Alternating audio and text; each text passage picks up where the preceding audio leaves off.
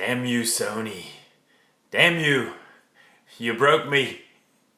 Yes. Hey guys, this is Sean with loloho.photo, and I hold in my hands here a new Sony a6500. Now, some of you are probably thinking, aren't you the guy who recently was complaining about Sony's new prices and the prices of their new camera bodies and their lenses and all that other good stuff? Well, yes, I'm the very same guy. So why did I cave and purchase an Alpha 6500? Well, in this video, I'm going to tell you 5 reasons why I upgraded to the Alpha 6500. The first reason is that Sony actually did cut their prices a little bit, okay? They discounted the body of the Alpha 6500 a whopping $100.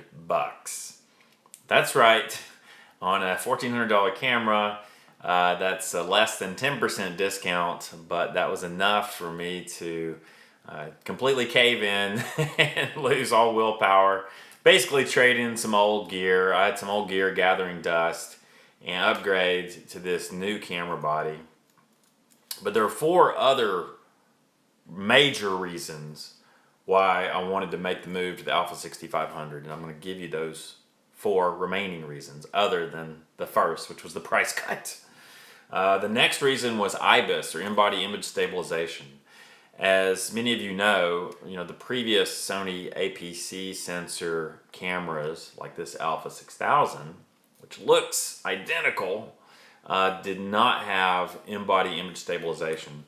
So when you put a prime lens on the camera that had no OSS or optical image stabilization, you were shooting without any stabilization whatsoever.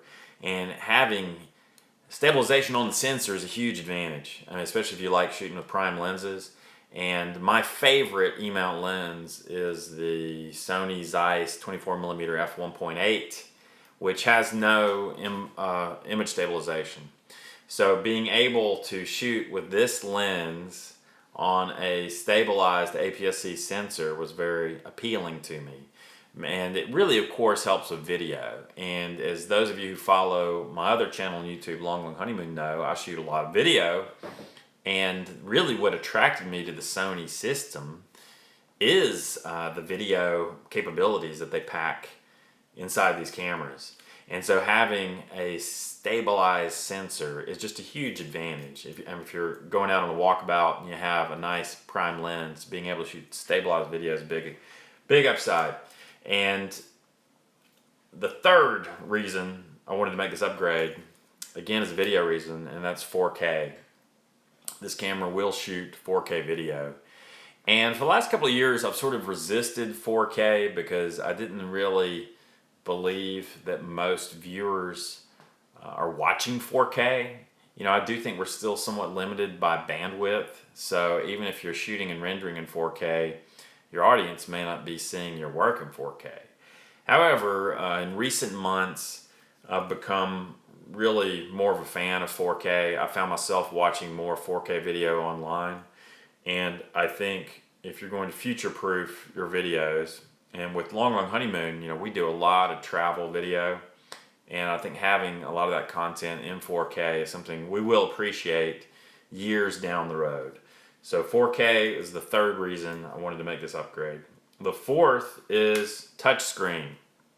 Now sadly, we're still stuck with this same archaic touchscreen design, and that this is not a fully articulating screen. And in my opinion, this is the chief problem with the camera from a video standpoint. I would love to see Sony implement a fully articulating screen that you could flip out to the side, and every YouTuber shoots themselves from the front, and pretty much on any serious filmmaking set, every DP and director are looking at the camera from the side.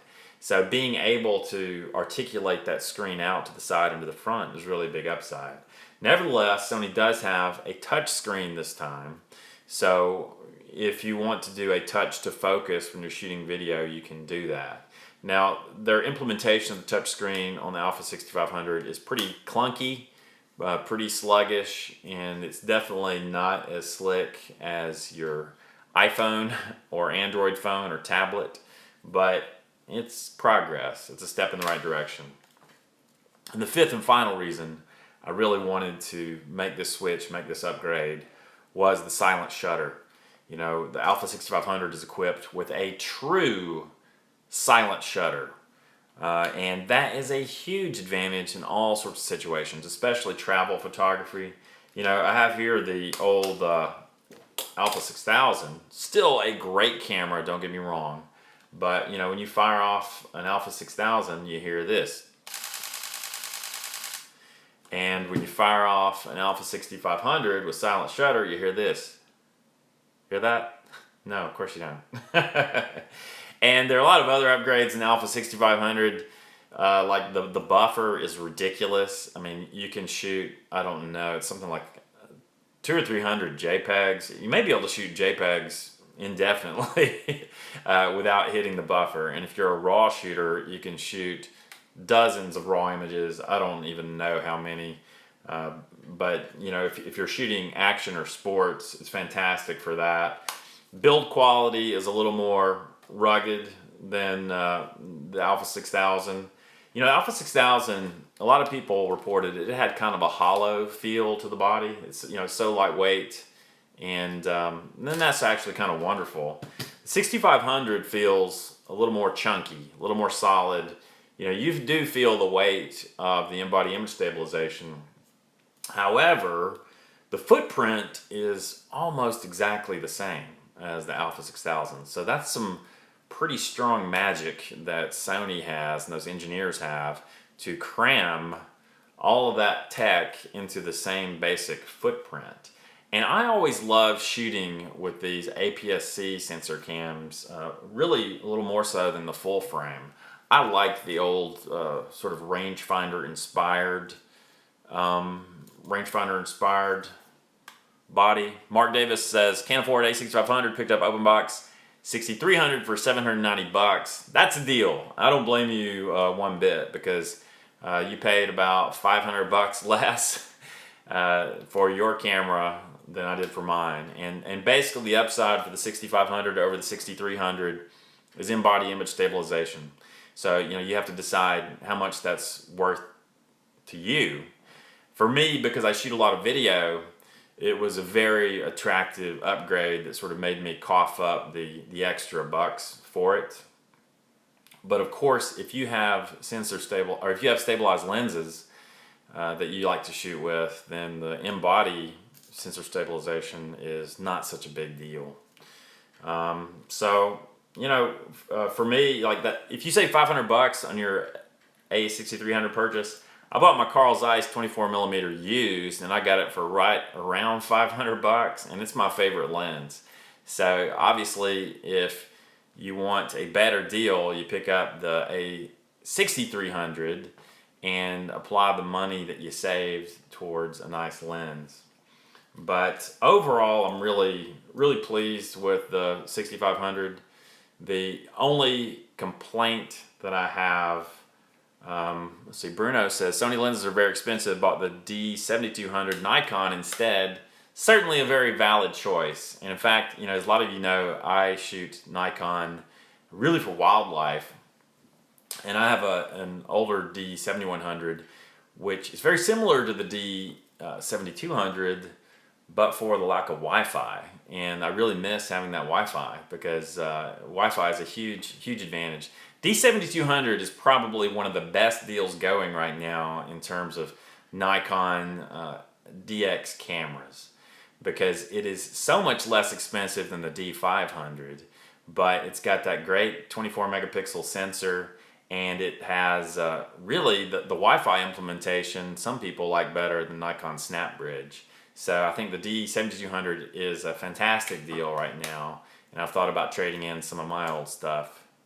Let's see, Mark Davis says, have the 6000 get the open box 430. Agree on lenses. 18 to 105 stays on his camera on the 6300. I have just ordered and 18 to 105, don't tell the wife. But I really got the 18 to 105 with video in mind, because I kind of realized, you know, when I first started doing some of this YouTube stuff, I was really focusing on stills, and I got a lot of prime lenses that I love, but those prime lenses are typically not your best choice for video for a variety of reasons. For one, the lack of stabilization on most of those prime lenses. Second, the lack of zoom. And so I think having the power zoom in the 18 to 105, it could be a great advantage for video. So I'm going to be doing some videos about that pretty soon too. So anyway, I just wanted to check in with you guys. This is just going to be a quick update. I can give you the 5 reasons why I completely caved and broke down and got the Alpha 6500. And I will be using this to create videos on this photo channel, and also on our Long Honeymoon travel channel, which is sort of a companion channel to this one. I like checking in with you guys from time to time and talking camera gear and camera stuff. I'm going to try and do more of that in a really informal basis like this, because I mean, I really enjoy just chatting with you guys and learning more about photography myself. Mark says Sigma makes great sharp E-mount lenses, including the 30 and the 60, the 31.4. I do have the 30, I have both those lenses actually. I reviewed the 31.4 on my channel here, and I love that lens, and I really think the 31.4 pairs especially nicely with this Alpha 6500 or with the 6300. I love having that extra light gathering ability of the f1.4 aperture. And, you know, I really think, like with this Alpha 6500, Sony's claiming 5 stops better performance due to the IBIS. And when you put a really nice low light lens, you know, with a bright aperture like that Sigma on this with the sensor stabilization, you can really do some great stuff in low light. So, and you know, there's some other things with this camera, the focusing system. Much of that is just carried over from the Alpha 6300, but it does have a fantastic focusing system that really outpaces a lot of Sony's full frame offerings, including the A7 II, frankly. I mean, this has better focusing than the A7 II. You start to realize why Sony has their pricing set up the way it's set up, even though it's frustrating. But, you know, you could buy, for example, a first generation full frame Alpha 7 for less than you would pay for the Alpha 6500. But once you start to realize all of the technology that's packed into this little thing, it really is an impressive performer. And I've only had it a short amount of time, but I can already tell that the sensor performs better in lower light situations too.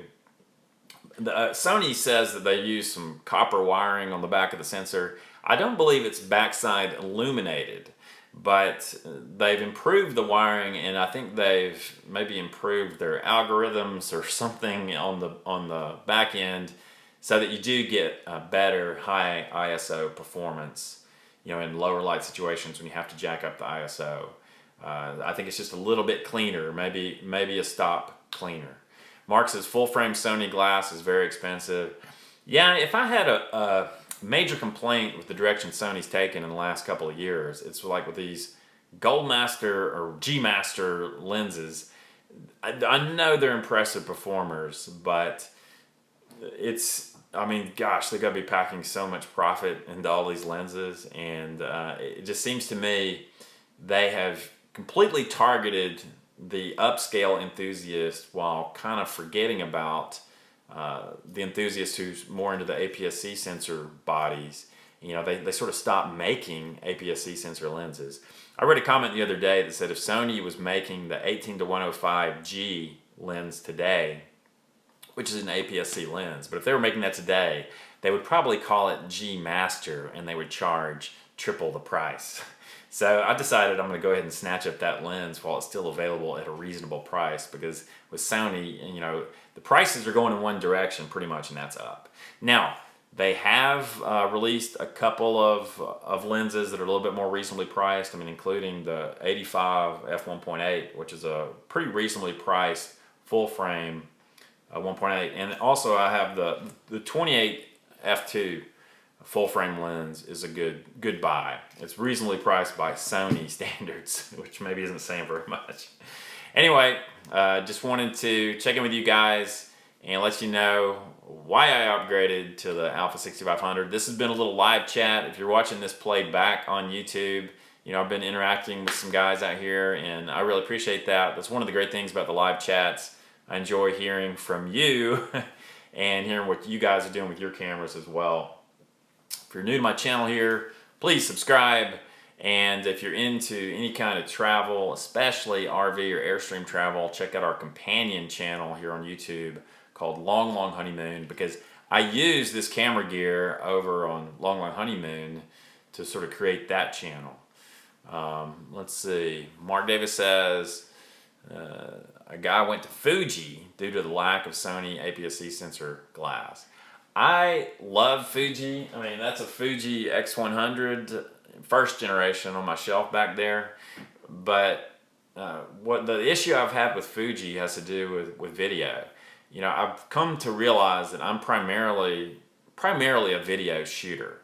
I love shooting still images, but my bread and butter is video, and I really need to be thinking in terms of video first. And I think Sony still has the leap on Fuji in terms of overall video performance.